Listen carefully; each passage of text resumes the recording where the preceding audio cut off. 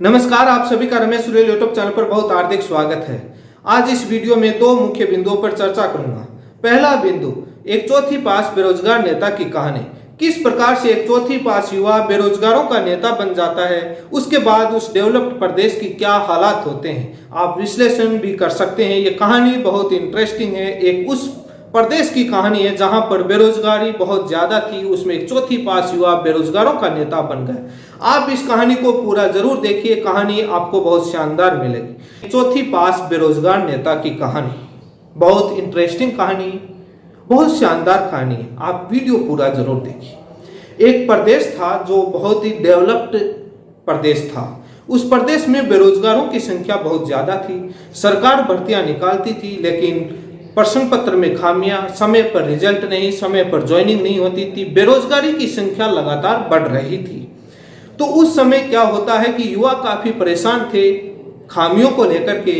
तब उसी समय एक बीच में एक चौथी पास युवा बेरोजगारों का नेता बनकर आते हैं और वो कहते हैं कि हम आपका सभी काम समय पर करवा देंगे, हमारा सिक्का चलता है। और वो बेरोजगारों का नेता बन जाता है। कहानी बहुत इंटरेस्टिंग है।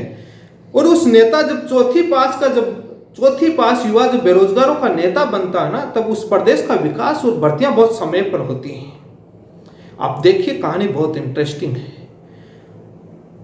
वो चौथी पास बेरोजगार नेता युवाओं का नेता बन जाता है और तमाम आंदोलन, धरना, प्रदर्शन, ज्ञापन देते हैं और लाठियां खाते हैं और भर्तियां कंप्लीट करवाते हैं। वो नेता मात्र आंसर की जारी करने के लिए, रिजल्ट के लिए, ज्वाइनिंग के लिए उस प्रदेश का नेता आंदोलन और अनशन करता था। प्रश्न पत्र में खामियों को लेकर के कोई भी आंदोलन नहीं करता था। गलत लोग कैसे ज्वाइनिंग ले रहे हैं उस पर कोई आंदोलन नहीं करता था। पेपर आउट पर ओनली बयान देकर छोड़ देते थे। ये एक उस डेवलप्ड प्रदेश की कहानी है जिसमें चौथी पास युवा एक बेरोजगारों का नेता बन जाता है। वो नेता मात्र आपका आंसर की, रिजल्ट और ज्वाइनिंग के लिए ही आंदोलन करता था। तब युवा काफी आकर्षित हुए। युवा जाने लगे कि यहाँ सब काम बनता है और इनका सिक्का चलता है और जाना चाहिए। और संख्या, एक कारवा बढ़ता गया और जुड़ता गया। उन्होंने इस सिस्टम को, मीडिया को इतना अच्छे तरीके से हाईजैक कर लिया था कि मीडिया भी वही लिखती थी, वही ट्वीट करते थे जब वो चौथी पास बेरोजगार नेता उनको कहते थे, उनका मैसेज जाता था। ये उस प्रदेश डेवलप्ड किए जहां पर टेक्नोलॉजी भी उस समय बहुत विकसित थी उस प्रदेश की। तो वो जो भी होता था मीडिया भी वही छापती थी, वही लिखती थी, बहुत हाईचेक कर रखा था। उस चौथी पास युवा बेरोजगार नेता युवाओं को आपस में लड़ाने और बांटने का भी काम शुरू कर दिया था। और युवा आपस में लड़ते थे और इस गुटबाजी का, गुट निरपेक्षता का, गुटबाजी का, पक्षपात का उनको फायदा बहुत शानदार मिलता था। लेकिन उस चौथी पास युवा बेरोजगार नेता को एक खासियत थी, उसको आलोचना बिल्कुल पसंद नहीं थी। एक बहुत गंभीर है, डेमोक्रेसी में आलोचना होती है, पक्ष और विपक्ष होते हैं और पक्ष और विपक्ष युवाओं को आपस में लड़ाकर ही बनाते थे। लेकिन आलोचक बिल्कुल भी पसंद नहीं थे, उनको तमाम तरीके से ठिकाने लगा दिया जाता था। डिजिटल, वो डेवलप्ड प्रदेश था तो वहां डिजिटल था तो उनको ब्लॉक कर दिया जाता था। उनको आलोचना बिल्कुल पसंद नहीं थी। लेकिन उस प्रदेश के जो युवा थे वो बहुत ही पढ़े लिखे थे, बहुत शानदार इंटेलिजेंट युवा थे। तो युवा भर्तियों में लगातार कई सालों तक उन्होंने उस खेल को देखा और उस चौथी पास बेरोजगार नेता का सिक्का चलता जा रहा था और प्रदेश डेवलप था। मीडिया भी उसी प्रकार से चलती थी। एक सिंगल युवा अपनी मांग और न्याय के लिए मांग उठाता था, कोई लिखता ही नहीं था। लेकिन हुआ क्या कि भर्तियों में, प्रश्न पत्र में खामियां इतनी ज्यादा बढ़ गई और रिजल्ट में खामियां इतनी ज्यादा बढ़ गई और फर्जी डिग्रियों में संख्या इतनी ज्यादा बढ़ गई।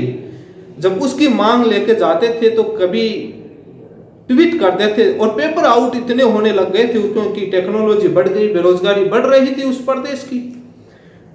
तो जब पेपर आउट या उस खामियों को लेकर जाते थे तो ट्वीट या मीडिया में एक बार बयान दे देते और ट्वीट कर देते थे। और जब कोई मुद्दा होता था तो हाईजैक करने आ जाते थे, डिबेट करने।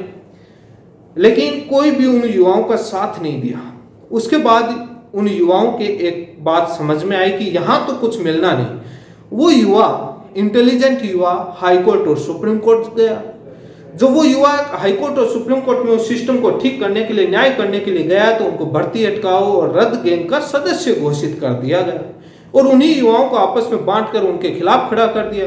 जो उसकी आलोचना करते थे वो उनको पसंद नहीं था। तमाम तरीके से उनके पास तरीके थे, क्योंकि वो चौथी पास युवा बेरोजगार नेता इतने सालों में उसके पास ड्राइवर, गाड़ी, बंगले, बहुत अच्छी खासी उसके पीछे फौज और पूरे सदस्य, बहुत शानदार बन गया था वो चौथी पास बेरोजगार नेता। सवाल पूछते थे तो बोलते थे कि चंदा आ रहा है, चंदे से हो रहा है, युवाओं की मेहरबानी है। लेकिन कहानी बहुत इंटरेस्टिंग है इस चौथी पास बेरोजगार नेता की, क्योंकि इंटेलिजेंट क्वालिटी का मामला अभी आगे समझ में आएगा कि उस चौथी पास बेरोजगार नेता के पास कितना इंटेलिजेंट और क्वालिटी थी एजुकेशन में। उसके बाद क्या होता है कि वो चौथी पास बेरोजगार नेता चौथी पास कैसे निकला ये भी समझना जरूरी है। युवा देखे कि इतना बड़ा सिस्टम हाईजैक है, इतना शानदार सिक्का चलता है, तो पेपर प्रश्न पत्र खामी, आंसर की में गड़बड़ी, रिजल्ट में क्योंकि बेरोजगारी दर बढ़ रही थी, जनसंख्या ज्यादा थी, तो नॉर्मलाइजेशन का इश्यू था, पेपर आउट का इश्यू था, तो उन पर उन्होंने बोलना बंद कर दिया या गेमबाजी शुरू कर दिया। तो युवा को समझ में आया कि ये चुप क्यों है, इसके पीछे राज क्या है। तो युवाओं को परेशान हुए, इस चीज का मालूम चला, तो युवा ने इस बारे में काफी रिसर्च किया। उसके बाद पता चला कि ये नेता तो बेरोजगार जो नेता ये तो चौथी पास है। और जब ये पता चला कि ये नेता चौथी पास है तो युवा हैरान हो गया कि इस चौथी पास बेरोजगार नेता कैसे प्रश्न पत्र की गड़बड़ियों, रिजल्ट में खामियों, नॉर्मलाइजेशन को लेकर कैसे बोल सकता है, क्योंकि इसको मालूम ही नहीं है कि पेपर में आता क्या है। तब युवा को सच्चाई मालूम चली कि जो जिस नेता के पीछे घूम रहे थे वो नेता तो चौथी पास था। उसके बाद क्या होता है कि क्योंकि नॉलेज, क्वालिटी, ट्यूशन, एजुकेशन कभी उसने पेपर दिया हो, तब पता चले ना कि पेपर में क्या खामी रहती है, क्या नॉलेज होता है, क्या कंटेंट होता है, क्या स्टडी होती है। जब चौथी पास निकला तो युवा ज्यादा हैरान नहीं हुआ, पता चला कि इसने बेचारे ने कभी पेपर ही नहीं दिया, पढ़ाई लिखा ही नहीं, इसको क्या पता प्रश्न पत्र में क्या खामियां होती है, क्या नॉर्मलाइजेशन, क्या पेपर रद्द होने का खामियाजा होता है। लेकिन उसके बाद युवा समझदार था, उस युवा ने एकजुट होकर उस चौथी पास बेरोजगार नेता को प्रदेश छोड़ने को कह दिया सोशल मीडिया पर। और उसके बाद उनको कहा कि इस नेता को भर्तियों से दूर हटाओ और भर्तियां बचाओ। अब चौथी पास बेरोजगार नेता परेशान कि ये क्या हो गया, अपनी तो राजनीति, मलाई, सब कुछ बर्बाद। तो चौथी पास बेरोजगार नेता चुप रहा। और जब युवा देखा कि बोल क्यों नहीं रहा, युवा को लगा कि इस्तीफा दे देंगे, छोड़ के चले जाएंगे, क्योंकि कई बार इस प्रकार की नौटंकी उस प्रदेश में होती थी उस चौथी पास बेरोजगार नेता के द्वारा। तो युवा काफी परेशान था कि गूंगा कैसे बन गया, ये बोल क्यों नहीं रहा, एकदम बहरा बन गया और अपने काम में लगा रहा। युवा परेशान। लेकिन नेता ने अपनी तानाशाही नहीं छोड़ी, क्योंकि उसमें राजनीति, पॉपुलैरिटी, मलाई, ईटीसी तमाम तरीके की चीजें थी, बहुत बड़ा कारवा था। उस प्रदेश की कहानी का आगे का कारवा आप छोड़ दीजिए, आने वाले एपिसोड में उस चौथी पास बेरोजगार नेता की कहानी, सेकंड एपिसोड में आगे की कहानी बताएंगे। अभी यहीं तक इस कहानी को विराम देते हैं।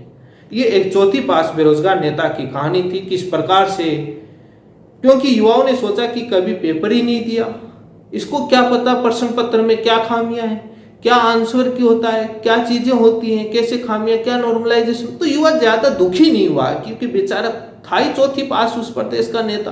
तो ये एक चौथी पास बेरोजगार नेता की कहानी हुई। तभी वो आंदोलन नहीं करता था, उन पर चुप रहता था, क्योंकि उसको मालूम ही नहीं था, तो उसका दोष नहीं था।